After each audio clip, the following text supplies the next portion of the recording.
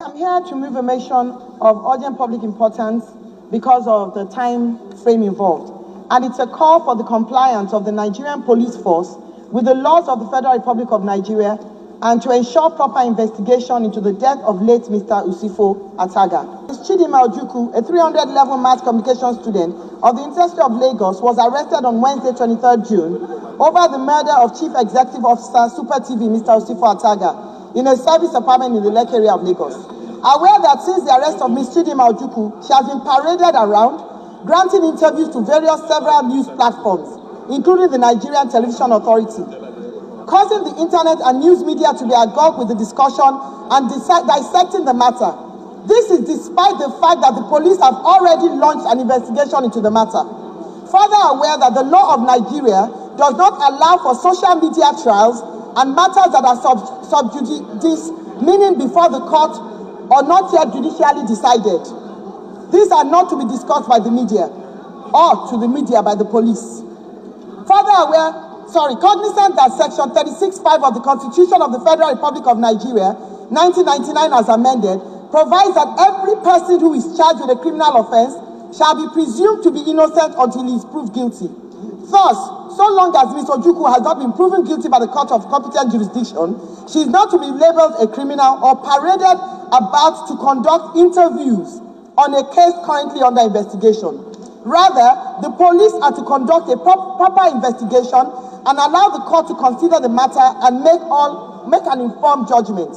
Concerned that if Ms. Ojukwu continues to be paraded about for a social media trial, it could affect the determination and outcome of the case, as well as amount to a breach of her fundamental right to fair hearing, especially where she is labeled or treated as one guilty of a crime. Therefore, I'm asking the House and my prayers as follows. Resolve to call on the Nigerian police to conduct a proper investigation into the matter and refrain from parading Ms. Chidinma around to grant interviews on the matter under investigation. Call on the Inspector General of Police to call all police personnel to order and ensure that there is no repeat of this type of violation of human rights and media access to arrested persons in future, and therefore avoid compromising the case in the court of law. This is to ensure future cases are not treated in the same manner. Also ensure that Ms. Ojukwu, the accused, does not die in custody or commit suicide while awaiting trial, as in some past cases. I so move, Mr. Speaker. I rise, Mr. Speaker, to second the motion as moved by my colleague, Honorable Tolupe. I so second. Those in favor, please say aye. Those against say nay. She was here, we recorded all her. So at State CID, the night she was arrested, now we recorded all her.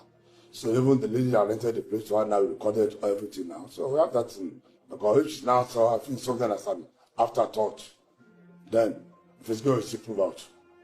But anybody thinking that police, so maybe trying to give her a split or something, that person is saying it out of mischief. And it's highly discouraging. For us to have risked our life, to have carried out our professional callings now and getting her, instead of the action, what we have done now, being appreciated and being encouraged to get further. So maybe it's just a way of distracting police that when it's okay, when we castigate police, so then police will be discouraged. We don't need to go on long. No, we'll never be. So we are not leaving any stone unturned. We are not leaving any lead unfollowed. Any lead that we get. Crime fighters also sought to speak with the adopted father of the suspect. He was reluctant to make statements on camera. However, the deceased best friend also narrated in detail how he and other family members searched for the deceased before his body was found. I spoke to him last on Monday at about 9 p.m. It was a public holiday. So on Tuesday, I was on my way to his house in Banana Island in Ikoyi. When I left my house, I started calling him. And Usifo is somebody that if he misses your call, he calls you back immediately.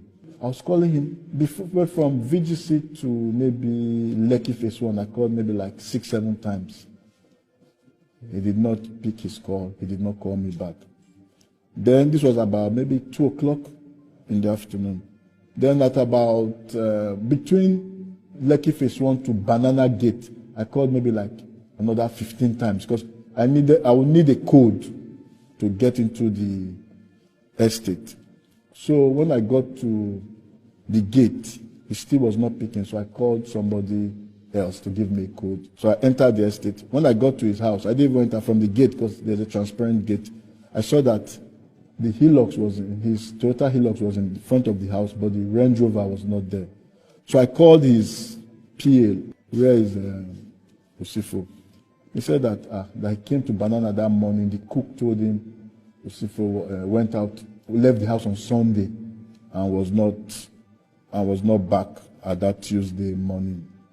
So I said, okay, have you asked Rahman, one of his business partner, and have you asked Rahman? He said Rahman said the same thing, that he has been calling him. He has not picked up his phone till that time, but he sent a message. So I was like, okay. So I said, okay, maybe when he's ready, he will call me back. I now got to VGC. I now met Gambo and the partner, Rahman. I said, show me the messages. So they showed me. And I said, because one, he's not a message person. He's a talking person. English they use here. You see, if I won't use this kind of English to reply, something is wrong. I don't think this is Usifu. So we now decided that, okay, in the morning, the next day, we'll try and do a search. Usifu is the third son in a family of 4. He has 2 elder brothers and a younger sister. And his siblings, they all live abroad. And Usifu grew up as a child who was raised by very good parents in a Christianly manner. And he is a guy who's always had business in his DNA. He's always liked to do business. But what I'll tell you about Usifu is that Usifu is very respectable. Usifu will never hurt a fly. Usifu loves people. Usifu goes beyond the immediate family to know his cousins, to know his uncles. I've had the very regrettable privilege of seeing that dead body 5 times. My cousin's hands were tied so badly that the rope entered his skin. The rope is right there as an exhibit with the police. That binding could not have been done by that lady alone. Not possible. Even if he was drugged, it is not possible because I saw the lady and I saw my cousin. I said, this is not possible. Apart from the fact that he was tied, there were multiple stabs on his body. That is correct. Multiple. So that story of 2 stabs and neck is not true. He was stabbed in other places. His leg. In fact, in Yaba mortuary, the attendants were so dramatic that they told us clearly, the stabbing here was so bad that it's a hole. The guy stuck his 2 fingers into my cousin's body in my presence. I am serious. The Doppler vein, he was stabbed here deliberately. So whether he was just stabbed on the neck, no, he was stabbed on the Doppler vein twice. He was stabbed on his body multiply.